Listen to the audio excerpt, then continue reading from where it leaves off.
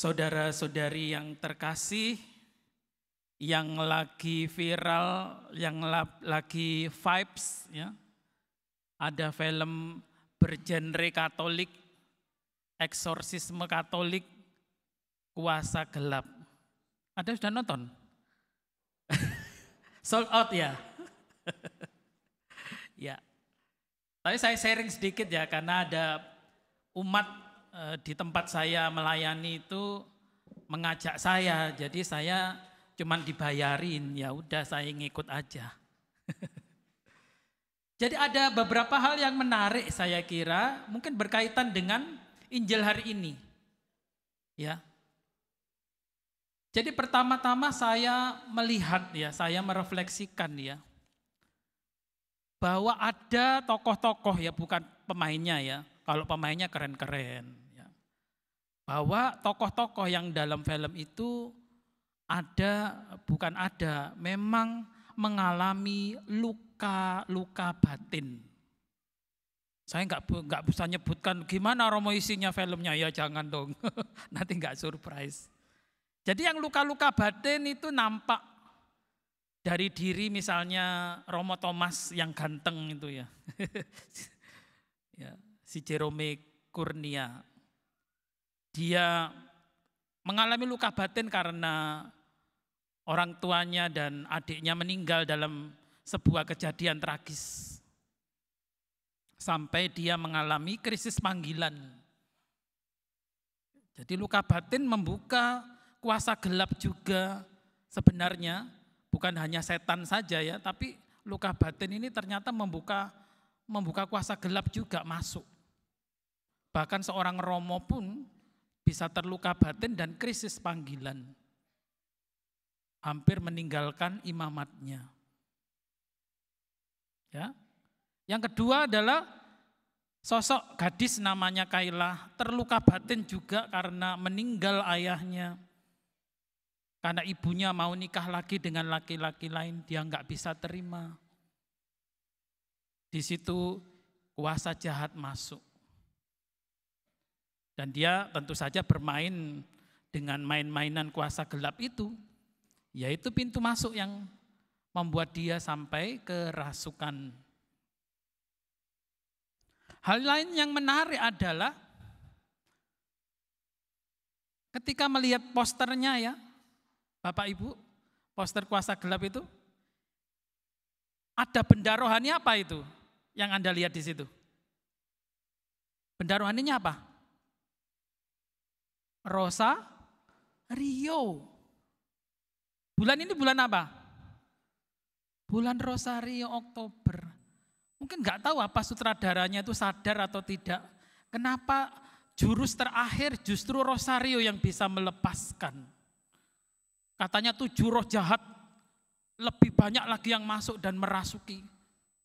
Jurus terakhir ternyata kuasa Tuhan melalui Rosario. Dan Bunda Maria adalah Ratu Rosario. Dalam tradisi Katolik, Rosario adalah senjata rohani yang paling ampuh. Doanya ya, bukan bendanya ya. Doanya. Rosario kalau dijadikan aksesoris ya enggak ada pengaruhnya. Tapi memiliki pengaruh ketika kita berdoa dengan sepenuh iman, penuh penyerahan diri kepada Tuhan. Disitulah kuasanya. Kuasa Tuhan hadir di sana. Itu menarik lagi juga endingnya dari film itu adalah ada pengampunan. Nanti Anda lihat sendiri deh. Cuman orang kan fokusnya sama setannya ya. Fokusnya sama gitu ya. Jump scare-nya itu loh. Itu yang diinget. Ya harusnya itu direfleksikan lagi. Apa yang dipakai di sana? Ada Rosario ternyata, jurus terakhir itu di sana. Ya. Ada devosi juga di situ. Oke, saya nggak mau cerita banyak nanti nggak surprise lagi. Oke, saya mau mengatakan bahwa kuasa-kuasa gelap itu bisa masuk ke dalam keluarga, bisa masuk dalam pribadi-pribadi, bisa masuk ke komunitas-komunitas, bisa masuk ke masyarakat, bahkan bangsa-bangsa. Ciri-cirinya apa, Romo? Kalau ada perpecahan, termasuk perceraian, kan perpecahan. Itu pintu masuk kuasa jahat itu. Ingin memecah belah, menghancurkan, ingin membinasakan jiwa-jiwa. Mulai dari diri sendiri. Ada orang yang hancur, misalnya depresi, memilih bunuh diri, memilih overdosis sampai mati, dan yang lain-lain. Dari teman misalnya, teman menyakiti, membuli, sampai timbul korban jiwa. Keluarga, suami istri bercerai, anak-anak broken home. Komunitas, terjadi perselisihan yang enggak selesai-selesai. Sampai akhirnya meninggalkan gereja karena ego, bukan karena Tuhan. Karena egonya dia meninggalkan gereja atau meninggalkan imannya. Atau masyarakat terprovokasi karena hoax di media sosial, di medsos. Padahal belum tentu benar beritanya, terprovokasi. Lalu terjadilah kerusuhan, terjadilah macam-macam keributan. Atau bangsa-bangsa yang sekarang ini berperang, itu juga kalau tidak disadari ada kuasa gelap, kuasa jahat yang sedang bekerja di sana. Jadi Tuhan mau mengatakan apa ketika mengatakan apa yang sudah dipersatukan Allah, jangan diceraikan manusia. Ini apa maksudnya? Saya refleksikan, Tuhan menginginkan kita semua terlindungi, terselamatkan. Tuhan ingin kita bahagia di dunia dan juga di akhirat nanti. Tuhan tidak ingin kita hancur, Tuhan tidak ingin kita binasa, Tuhan tidak ingin kita terpecah belah. Maka ada istilah dalam bahasa Latin, jadi bukan hanya film itu yang bisa bahasa Latin, Romo yang asli juga pinter bahasa Latin ini. Sanatio in radice. Sanatio, penyembuhan sampai ke akarnya.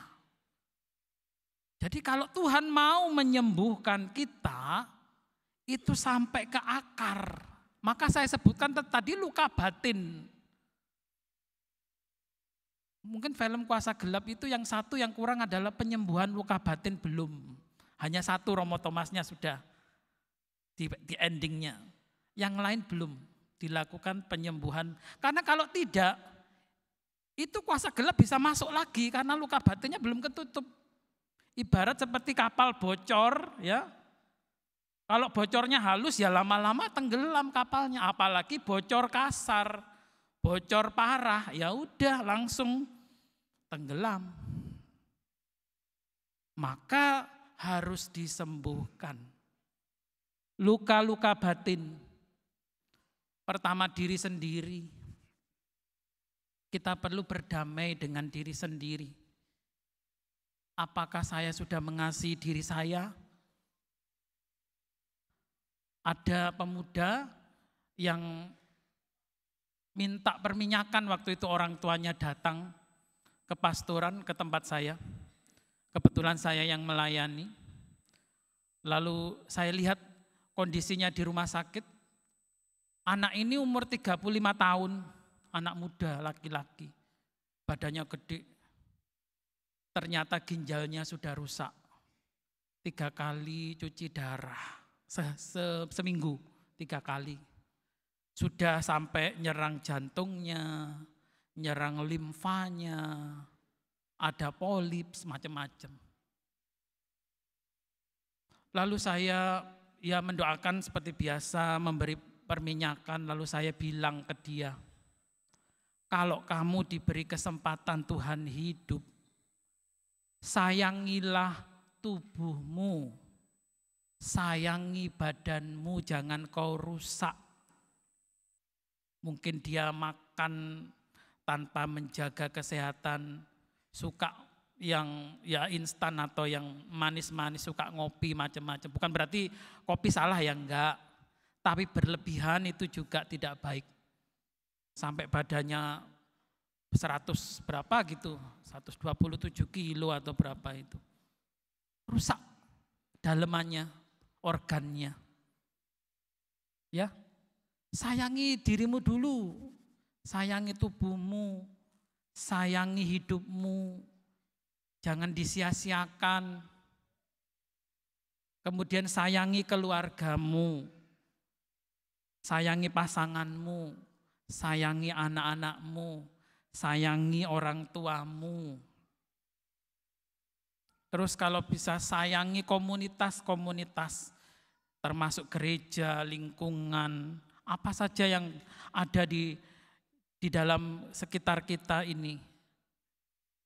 Juga kita doakan masyarakat dan bangsa kita dan seluruh dunia supaya mengalami penyembuhan, supaya mengalami penyembuhan sampai pada akarnya dengan cara rekonsiliasi, pengampunan dosa, rahmat persatuan dan perdamaian.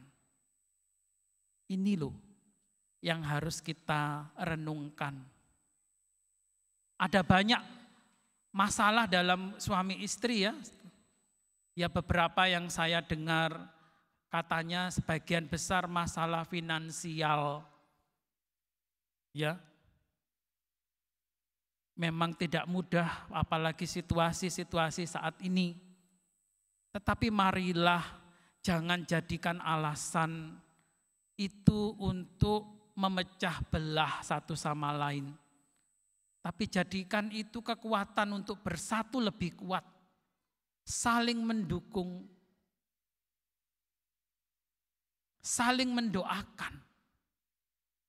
Kadang-kadang kan di rumah itu mungkin ya bayangan saya ya, mungkin suami kerja, mungkin atau istrinya juga kerja, mungkin cuma say hello, "Pak, aku berangkat ya," atau "Ma, aku berangkat ya." Tapi pernah enggak berdoa dulu bersama-sama? Suami istri duduk bareng sebelum berangkat kerja dan berdoa bersama, genggam tangan. Doakan suami, papa, semoga Tuhan membuka pintu berkat, pintu rezeki untuk kamu dan usahamu. Mama juga sama, mama. Semoga Tuhan juga memberkati engkau menjadi istri yang baik, menjadi ibu yang baik, dan seterusnya. Saling mendoakan dan memberkati dengan tanda salib satu sama lain. Istri ke suami, suami ke istri, dan ke anak. Itu yang mungkin perlu kita olah dalam kehidupan kita. Berdoa terlebih dahulu. Agar tadi si iblis gak punya kesempatan untuk masuk. Karena nanti di tempat kerja, waduh, kita gak tahu karyawanmu mungkin pakai dukun-dukun, klienmu mungkin pakai orang pintar, ya. Kalau kamu tidak dari rumah, kamu perisai dirimu dengan doa, ya babak belur nanti. Maka jangan sepelekan bahwa kuasa gelap itu licik, enggak kelihatan. Muncul lewat luka-luka batin. Saya ngomong kasar aja sama kamu, kamu terus marah, dendam. gak seneng. Nah itu di situ asik setannya. Iya, aku masuk. Ya. Maka perlu kita membuat perisai doa, perisai pengampunan. Kalau salah dalam keluargamu, entah anakmu, entah itu suami, istri, mungkin orang tuamu, ampunilah.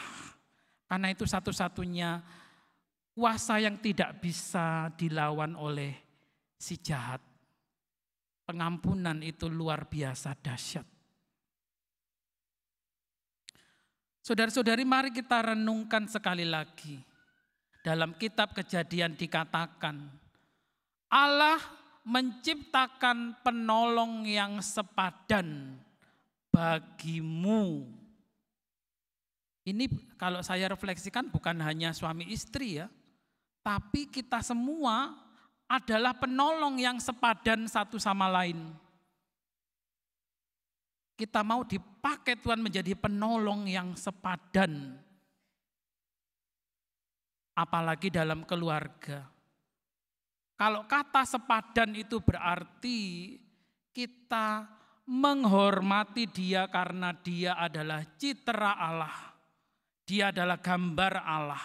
Jangan lihat casingnya.